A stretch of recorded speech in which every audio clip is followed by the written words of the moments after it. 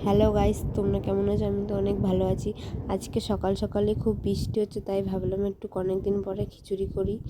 আজকে আমি সব সবজিগুলো তাড়াতাড়ি কেটে নিলাম আর কেটে একসাথে গুছিয়ে নিলাম। এখানে তেজপাতা তেল দিয়ে সব ভেজে উপকরণগুলো সব ভেজে নিলাম। ভেজে এবারে আলু পটলগুলো ভেজে নিলাম।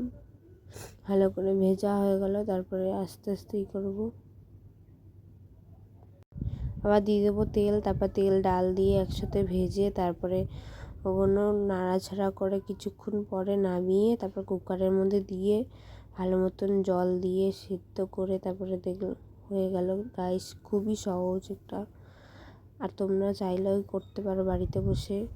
এখানে দিয়ে দেবো আমি পটল ভাজবো আর আলু ভাজবো।